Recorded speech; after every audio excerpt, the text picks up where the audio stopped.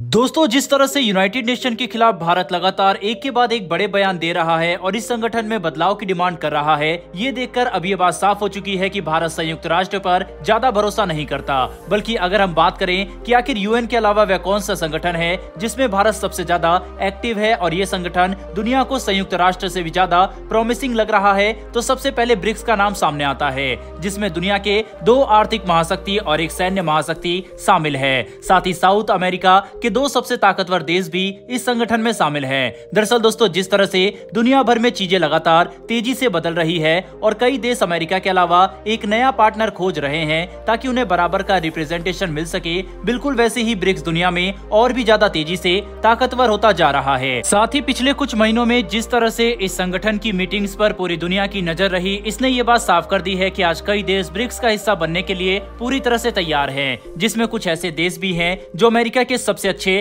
Partner के तौर पर जाने जाते हैं। और यही बात अब अमेरिका समेत G7 देशों को खटक रही है, क्योंकि टाइम्स ऑफ इंडिया की तरफ से सामने आई लेटेस्ट रिपोर्ट में इस बात का खुलासा हुआ है कि दुनिया में 5 या 10 नहीं बल्कि सीधे 19 देशों ने ब्रिक्स को ज्वाइन करने के लिए अपना इंटरेस्ट दिखाया है, जिनमें सऊदी अरब, यूएई, इंडोनेशिया और अल्जीरिया जैसे देश शामिल हैं। रेफरेंस के लिए आप आर्टिकल का स्क्रीनशॉट अपने स्क्रीन पर देख सकते हैं। वहीं पर अब जिस तरह से दुनिया भर के देश इस संगठन को ज्वाइन करने में अपना इंटरेस्ट दिखा रहे हैं, भारत, चीन, रूस, साउथ अफ्रीका और ब्राजील साथ मिलकर इस बात पर विचार कर रहे हैं कि कैसे हम ब्रिक्स का विस्तार कर सकते हैं ताकि ये संगठन दुनिया भर में एक लीडिंग ऑर्गेनाइजेशन के तौर पर सामने आए। आपको ये बात जानकर हैरानी होगी कि अब से सिर्फ कुछ समय पहले ही ब्रिक्स देशों की टोटल जीडीपी G7 देशों से भी ज्यादा हो चुकी है, क्योंकि आज ग्लोबल जीडीपी में ब्रिक्स देश 31.59% का योगदान दे रहे हैं, जबकि G7 देश 30.39% का, यानी एक छोटे मार्जिन से ब्रिक्स देशों ने G7 को भी पीछे छोड़ दिया है, जो किसी भी पश्चिमी देश को पसंद नहीं आ रहा। खास करके अमेरिका इस फैक्ट से काफी ज्यादा नाराज है, क्योंकि ये देश इस बात को हजम नहीं कर पा रहे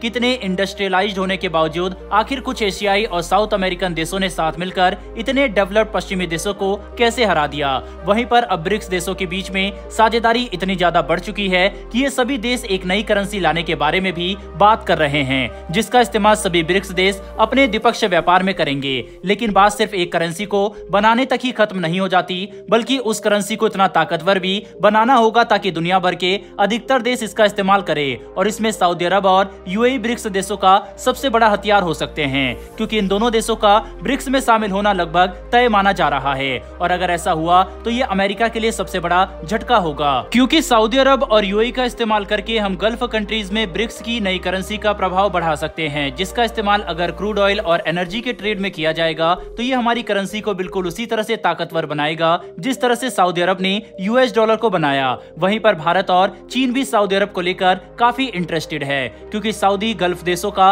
लीडर कहा जाता है। और अगर सऊदी अरब ने ब्रिक्स को ज्वाइन किया तो ये सभी मौजूदा ब्रिक्स देशों के लिए अब तक की सबसे बड़ी उपलब्धि होगी, जिसके बाद बाकी के दर्जनों देश इस संगठन को ज्वाइन कर सकते हैं। हालांकि जिस तरह से पिछले कुछ महीनों में ब्रिक्स आर्थिक और राजनीतिक साझेदारी के मामले में लगातार तेजी से मजबूत हो रहा है, इसे देखते हुए हम इस बात को भी नजरअंदाज नहीं कर सकते कि संगठन के 2 सबसे बड़े और ताकतवर अर्थव्यवस्था वाले देशों के बीच में एक गंभीर सीमा विवाद मौजूद है, जो किसी भी वक्त युद्ध का रूप भी ले सकती है। और ये विवाद ना तो ब्रिक्स देशों के लिए अच्छा है और ना ही बाकी दुनिया के लिए, क्योंकि भारत और चीन के बीच में कोई भी युद्ध वैश्विक अर्थव्यवस्था पर काफी नेगेटिव इम्पैक्ट डाल सकता है, जिसका बुरा प्रभाव यूक्रेन युद्ध से कहीं गुना ज्यादा होगा। और इसके सबसे ज्यादा असर जरूरी प्रोडक्ट जैसे कि मेडिसिन और फूड की सप्लाई पर पड़ेगा। यही वजह है कि आज रूस अपनी पूरी ताकत के साथ कोशिश कर रहा है ताकि भारत और चीन के बीच में तनाव को भी कम किया जा सके। लेकिन ये तनाव तब तक कम नहीं होगा जब तक चीन अपनी विस्तारवादी नीति को खत्म करके भारत के साथ अपने संबंधों को रिसेट नहीं करता,